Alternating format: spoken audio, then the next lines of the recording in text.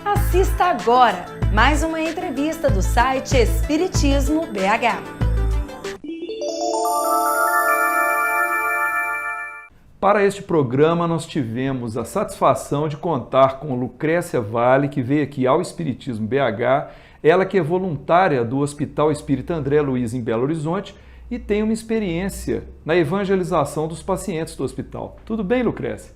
Tudo bem, Marcelo. Obrigado pela oportunidade de estar aqui e de poder falar um pouco dessa experiência tão fantástica para os nossos corações.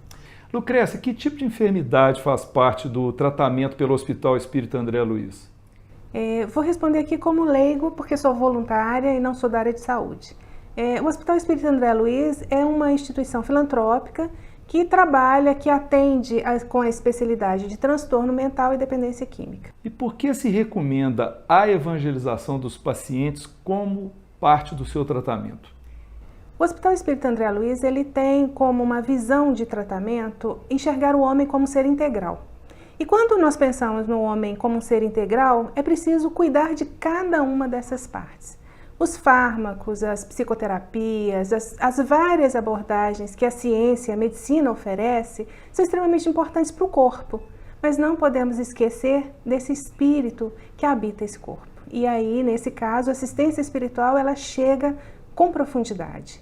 E a evangelização ou evangelioterapia, como muitas vezes nós falamos, ela toca de forma mais intensa, porque ela pode movimentar estruturas a fim de auxiliar na cura daquele paciente.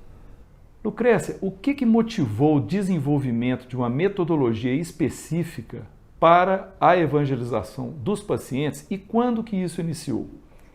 Essa é uma história longa. Na realidade, todo um trabalho de evangelização, as terapêuticas assistenciais espíritas do André Luiz, elas coincidem com a fundação do hospital. Isso desde 1949. E num processo natural de evolução, todas essas atividades, e principalmente aquelas que dizem respeito à evangelização, elas foram passo a passo sendo modificadas. Várias reuniões aconteceram e todas elas mostrando a possibilidade de mudanças. Mas esse formato atual, na realidade, ele teve um impulso inicial no ano de 2005. Nesse momento, o departamento espiritual passava por uma modificação nas suas estruturas e uma demanda interna dos próprios pacientes na busca de aprofundamento dos conteúdos doutrinários e evangélicos. E ver a demanda de um paciente toca o coração, de ver que o outro, que muitas vezes é considerado pela própria sociedade incapaz, está ali buscando os ensinamentos, as lições tão profundas de Jesus. Naquele momento, o coração de cada um daqueles que participava do departamento balançou. E naquele instante, houve a possibilidade de reunir um grupo de voluntários para começar um trabalho diferenciado com cada um deles. E após as reuniões de fluidoterapia, eles eram convidados a participar numa sala próxima, num encontro, num pequeno grupo de perguntas e respostas. Mas teve um fato extremamente importante que começa a mostrar para a gente esse crescente nessas novas dinâmicas. Um grupo de pacientes que eram aqueles com uma capacidade cognitiva mais delicada, mais fragilizada, com dissociações, às vezes com irritabilidade, com delírios. Esse grupo começou a chegar a essas reuniões, sedentos das lições do Cristo. E esse momento da chegada desses pacientes, os outros, que já tinham uma condição melhorada, mais estável, não conseguiram estar juntos. E nesse momento surgiu a possibilidade de abrir uma nova reunião. E assim se fez, e abriu-se uma reunião com estudo de parábolas para esses pacientes. E era muito interessante de perceber a participação desses nossos irmãos, que mesmo com as limitações no seu diálogo, eles conseguiam buscar nas lições de Jesus consolo e esperança. E levar consolo e esperança àqueles que estão perdidos, desesperados, até mesmo com o sentimento de não querer mais viver, é muito importante. E a evangelização conseguiu levar isso para eles. E essas modificações, elas continuaram a acontecer, porque os outros pacientes, vendo toda uma movimentação, começaram a buscar cada vez mais. Uma nova equipe de trabalhos de voluntários do hospital optou em levar o estudo do livro Luz Imperecível. E esse estudo, o estudo das parábolas e todas as demais, elas acontecem até os dias atuais. Então, quando nós falamos que essas mudanças elas acontecem dia a dia, passo a passo, elas continuam até hoje. Então, todos os instantes no hospital vão acontecendo mudanças e é importante a gente perceber que elas acontecem conforme uma demanda, conforme os pacientes que adentram, o grupo de voluntários e até mesmo a coordenação do departamento que ali está presente. Esses movimentos de modificação dentro da evangelização foram sendo a cada instante aprimorados, até que nós passamos com essa atividade para o horário noturno. Até então elas funcionavam à tarde. Em 2008 já começou um novo movimento que tivemos o primeiro encontro de voluntários da evangelização do hospital e ali nós buscamos qualificar, capacitar e captar novos voluntários para essa tarefa. As atividades então foram se ampliando e elas acontecem na atualidade divididos por unidades, pelas alas de internação e cada uma focada de uma forma diferenciada conforme a patologia desses pacientes. Lucrécia, e como é a preparação para a realização das etapas da evangelização? Nós podemos contar dentro do hospital com todo um trabalho do departamento. Tem uma funcionária do Departamento de Assistência Espiritual que prepara uma bandeja com água fluidificada, uma listagem com o nome dos pacientes e o nome dos voluntários que vão participar da atividade. Mas falando em nome de pacientes, é importante a gente fazer uma ressalva aqui. Todos os pacientes do hospital, quando eles adentram no processo da internação, a família ela é orientada sobre as formas de atendimento que acontecem no hospital. E dentre essas, existe um termo de adesão à assistência espiritual. São questões jurídicas, burocráticas, mas que são importantes.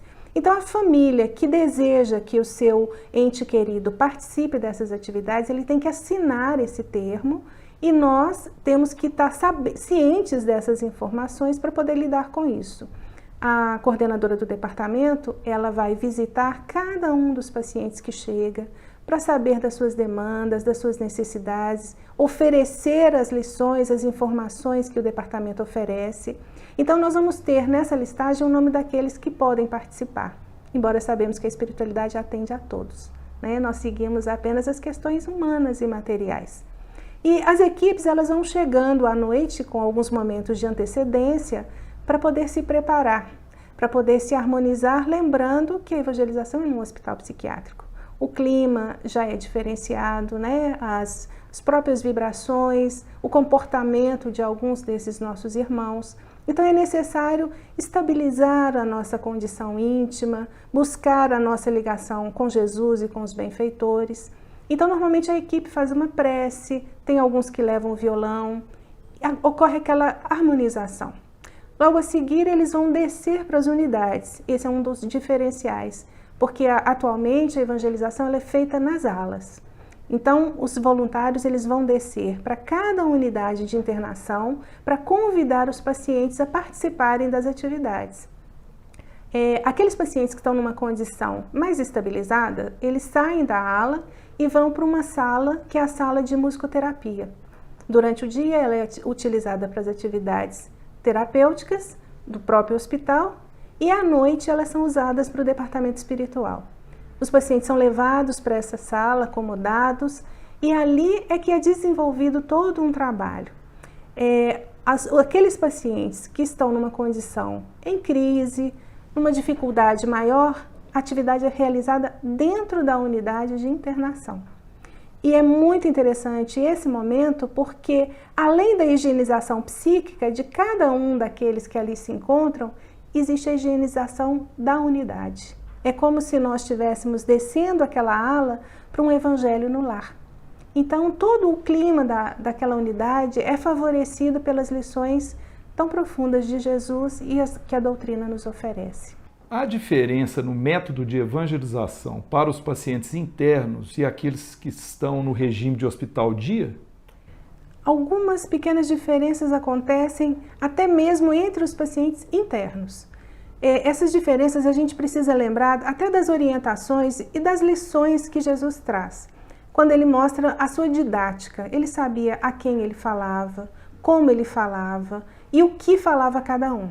Então, quando nós pensamos inicialmente na parte interna do hospital, para os pacientes internos, nós havíamos falado alguma coisa sobre os pacientes que estão numa condição mais estabilizada e os menos estabilizados. Aqueles que estão numa condição mais crítica, com riscos mesmo, às vezes para si, em delírios, esses pacientes eles precisam de um trabalho mais lúdico, com a música, com imagens, com figuras, dando a eles a oportunidade de participar de forma ativa dentro daquele estudo.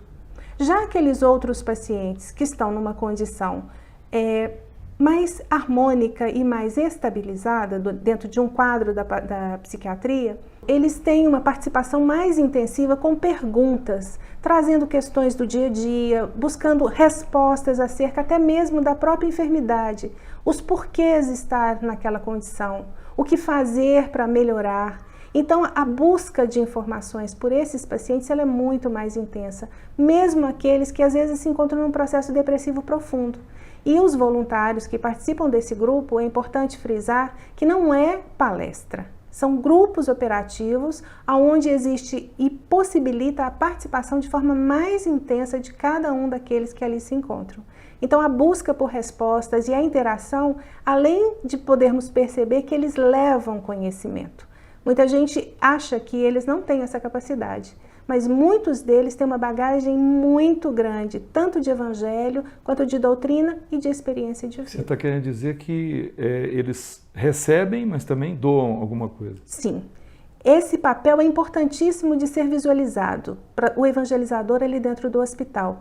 É um trânsito de mão dupla. Nós levamos e nós recebemos o tempo inteiro. Eles têm uma bagagem muito grande e uma demanda também de perguntas. Por isso é importante também frisar, porque muita gente acha que ser evangelizador de paciente psiquiátrico não exige, não necessita de estudo. Ao contrário.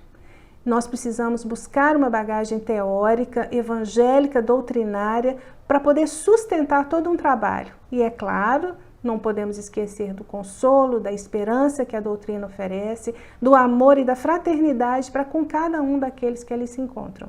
Mas que o estudo é importante, ele é primordial. Para os pacientes com transtorno mental e aqueles com dependência química, o modelo de evangelização é o mesmo? Existem as duas possibilidades.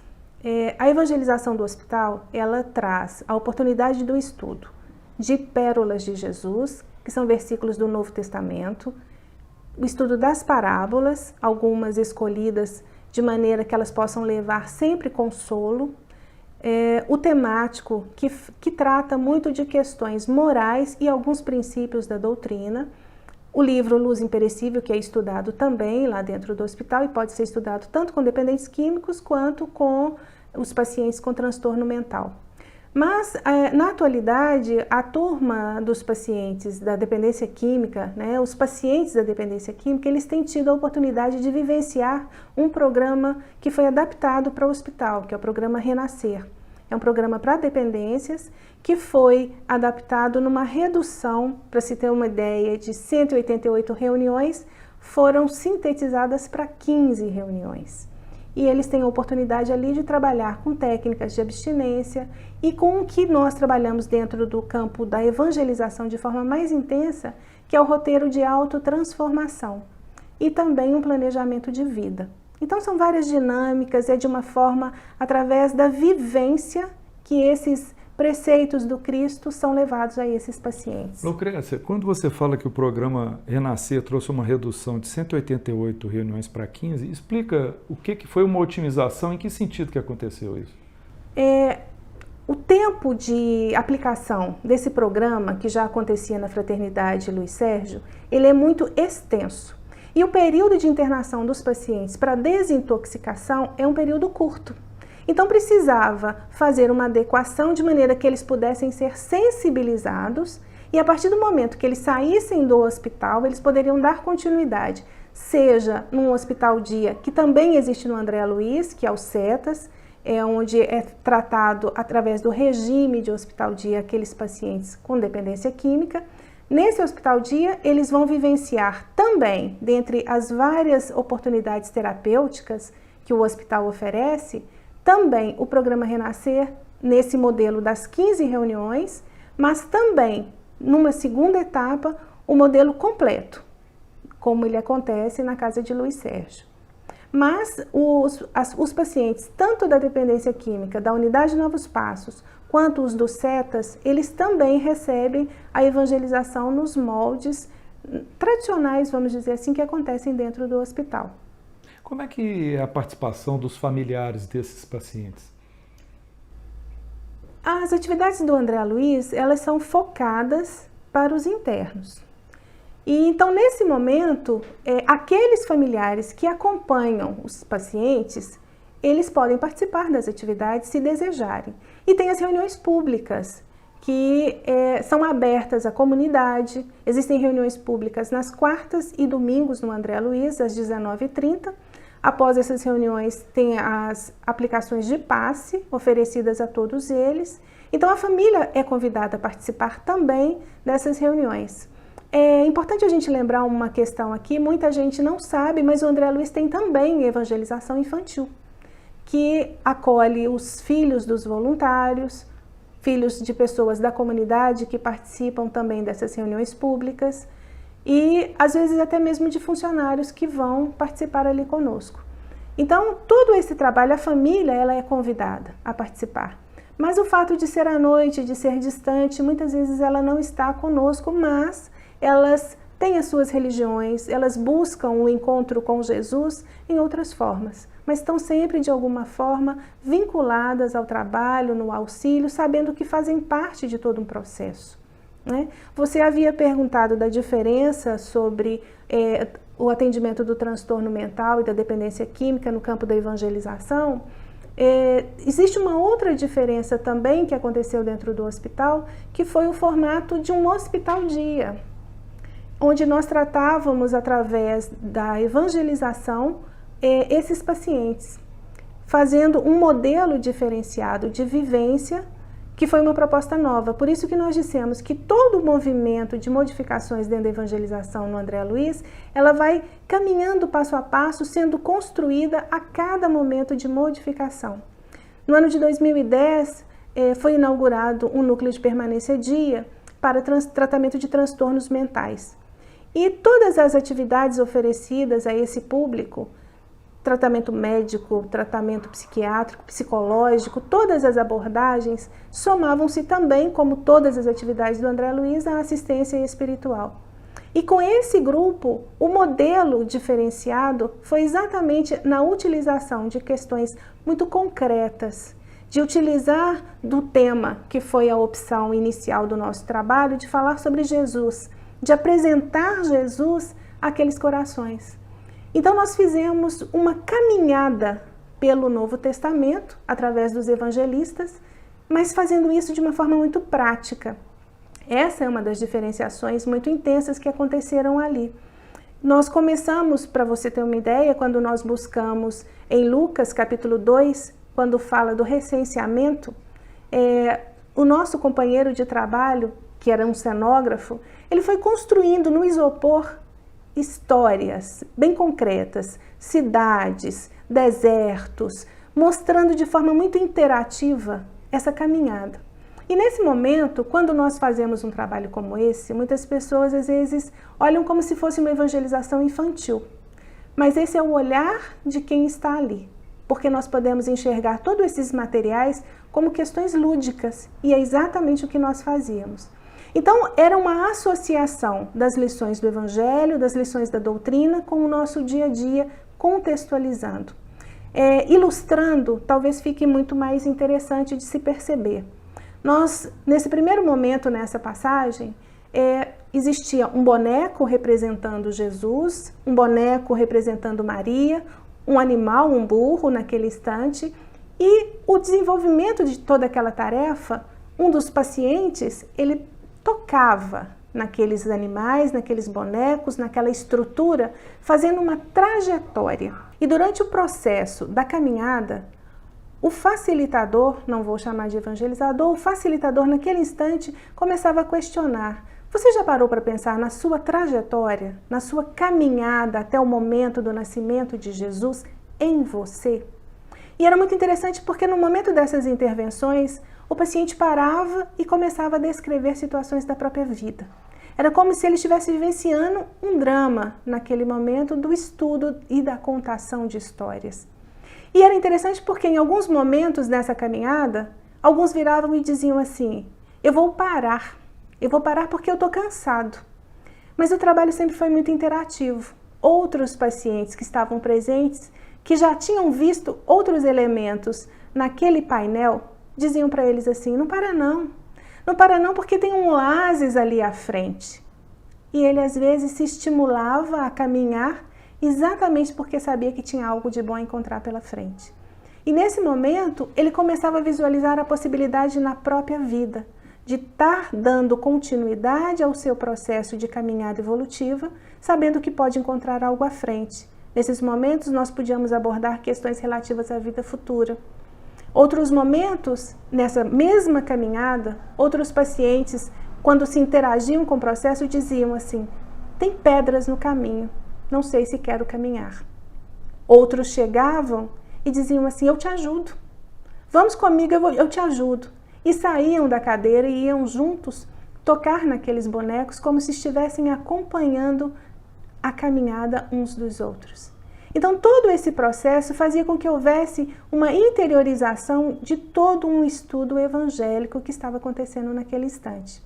E o momento de chegar até o recenseador foi outro fato interessante, porque muitas vezes eles diziam assim: eu não quero chegar até esse recenseador porque eu não sei o que dizer a ele. Eu tenho medo de falar sobre o que tem em mim. E muitas vezes nós mostrávamos a eles que nós tínhamos também coisas positivas. Que quando você está perante o recenseador, e ali no caso nós já falávamos da consciência, nós dizíamos que na consciência também tinham experiências positivas. E o sorriso vinha ao rosto de todos aqueles nossos irmãos que ali se encontravam. Então as experiências utilizadas nesse trabalho sempre foram muito intensas, desde que usássemos esses movimentos, esses materiais, essa interação, música uns com os outros. Mas existiu também um outro momento que eu acho importante estar lembrando, porque nem sempre utilizávamos dos recursos práticos ou didáticos construídos por nós. Certa feita nós usamos os materiais que a vida nos oferece. Foi um dia de falar sobre como orar. Jesus ensinando a orar, contido em Mateus capítulo 6. Nesse momento nós fomos utilizar da própria natureza. Os pacientes saíram de dentro da sala, como eram pacientes de um hospital dia, nós tínhamos a liberdade de fazer isso. Fomos à natureza, debaixo de uma árvore, sentados na grama, e a leitura daquelas passagens evangélicas, e é importante retratar isso também, porque eles gostavam de ver a Bíblia nas nossas mãos, para poder comprovar que aquilo que falávamos estava realmente contido no Evangelho. Então era feita uma leitura daquela passagem e depois nós começávamos a interagir. E nesse momento, nós perguntamos a cada um daqueles que ali estavam presentes se eles sabiam orar. Quem havia ensinado? E cada um deles começou a buscar na memória familiares, amigos, sacerdotes, até mesmo médicos que ensinaram a eles as primeiras formas de lidar com a espiritualidade, as orações, e cada um foi lembrando e se emocionando. Mas um fato interessante nesse dia foi um paciente que tinha um diagnóstico de autismo. Esse paciente nós tínhamos durante 6 meses tentado entrar em relação e não havíamos conseguido. Nesse dia nós perguntamos a ele se ele sabia orar. Ele buscou pelos nossos olhos nesse dia com uma profundidade muito, muito intensa. E olhou para a gente e disse: eu não sei orar, me ensina a orar. No ambiente, na natureza, é como se nós estivéssemos ali sentindo todo um campo fluídico das imagens daquele momento de Jesus com seus discípulos e com a multidão. E aquilo tocou o coração. Falando assim, ouvindo de fora, isso talvez não emocione a vocês que nos ouvem. Mas naquele instante alguma coisa tocou no coração de cada um de nós evangelizadores que estava ali, principalmente o meu. E as lágrimas desceram. As lágrimas desceram porque eu ouvi naquele instante alguém que se dizia humilde de coração, que tinha a coragem de dizer eu sei que nada sei e falava com verdade no coração. E aí outro paciente aproximou e nos abraçou. Nos abraçou e disse assim, eu não sei o que falar, mas eu senti vontade de te abraçar. Naquele momento o grupo auxiliando, porque o trabalho ele tem que ter a sustentação de toda uma equipe. O grupo olhou para ela e disse para ela assim, você está orando. O seu abraço é a manifestação da prece que está no seu coração. E a emoção tomou conta de todos nós ali. Então nesse momento nós fomos percebendo que toda uma dinâmica desse trabalho faz com que cada um de nós que participa das atividades vivencie junto com cada um deles. Porque o Evangelho não é somente para eles, o Evangelho é para cada um de nós. O Evangelho vai aliviar as dores dos nossos corações, vai fazer uma asepsia mental, uma limpeza psíquica de cada um de nós, nos dando a oportunidade de buscar, através dessas lições, os recursos para a cura de nossas almas. Então, dessa feita, a gente vai entendendo o porquê que o Evangelho, utilizado para os pacientes psiquiátricos e para cada um de nós, tem tido efeitos tão profundos. E principalmente ali que nós sentimos falar diretamente a almas, diretamente a espíritos, porque eles se colocam inteiros para nos ouvir naquele instante. Lucrécia, em termos de resultado dessas experiências, o que você diria que foi positivo e o que poderia ainda ser aperfeiçoado? Se nós pensarmos no próprio processo evolutivo, sempre vão haver momentos para aperfeiçoar tudo que nós estamos vivendo. E se pensarmos que a evangelização do hospital ela tem passado por um crescente desde a sua inauguração, nós vamos percebendo que todas as experiências que vivenciamos, elas são importantes, nos ensinam ao crescimento, elas mostraram a cada um de nós, evangelizadores daquela casa, que nós precisamos colocar o Evangelho inicialmente em nossos corações. Nós só conseguimos falar aos pacientes psiquiátricos, e isso deveria ser uma verdade para qualquer evangelização, mas lá dentro nós vimos isso com muita clareza. Nós só conseguimos falar de Evangelho para eles se nós sentirmos. Não somos anjos, somos espíritos imperfeitos, cheios de dificuldades, mas quando nós falamos sentindo aquilo que nós estamos levando, a absorção por eles é muito maior. Então essa é uma das experiências importantes para cada um de nós, porque quando estamos ali, nós também estamos sendo tratados, nós também estamos absorvendo aquelas lições profundas. E quando nós pensamos nas questões positivas que a evangelização no hospital tem oferecido, nós não temos métodos científicos para comprovar isso. Nós não temos outros recursos que possam falar. Mas nós lembramos que a evangelização ela é feita com o ser imortal. Ela é feita para uma alma, ela é feita para um espírito. Por mais que tivéssemos ali e temos médiuns videntes que conseguem ver além daquilo que está sendo manifesto naquele momento, jamais teremos o alcance de onde, de como, do porquê, o que aconteceu naqueles encontros. E a confiança de que todo o trabalho está sendo feito uma semeadura naqueles corações, nos dá a alegria de permanecer firmes, mesmo com todas as dificuldades que às vezes aconteçam nessas atividades. Esse crescente vai acontecer ainda por muito tempo, por cada voluntário que chegar, com uma demanda diferenciada, com uma experiência nova. E tem uma página de Humberto de Campos, Irmão X, falando no Cartas e Crônicas, que eu penso ser uma resposta interessante para esse nosso momento de pensar nessas experiências. É uma lição onde um pai vive um momento de separação do seu filho no mundo espiritual, até mesmo em função das próprias vivências ao longo do processo reencarnatório.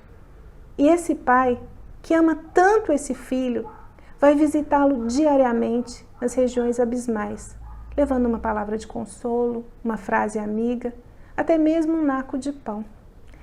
E foram 92 anos de dedicação diária. E nosso querido irmão X diz que se não fossem aqueles 92 anos, talvez tivessem sido 92 séculos. Então isso nos dá a alegria e a certeza de que as migalhas, as pitadas do sal da terra derramadas ali vão adoçar muito mais esses corações, fazendo a diferença. Bom, nós conversamos então com a Lucrécia Vale, agradecemos profundamente a sua participação, viu, Lucrécia? Muito obrigado pela sua contribuição. Eu que agradeço a oportunidade de poder estar aqui falando um pouquinho do Hospital André Luiz, das nossas experiências, e agradecendo aqui também não apenas a você, a esse espaço que abriu para trazermos algumas questões do hospital, pedindo desculpas pelas limitações, mas agradecendo a cada evangelizador daquela casa, a cada voluntário, a cada trabalhador que nos dá a oportunidade de ali estarmos juntos. Mas não esquecer de agradecer a cada um daqueles que vão ali naquela casa, mesmo em meio a dores e sofrimentos, mas que eles saibam que eles também estão ali nos ensinando. Nós aprendemos diariamente com eles, em cada momento. Obrigado. Esperamos que você tenha gostado deste vídeo. Deixe a sua opinião em nosso site.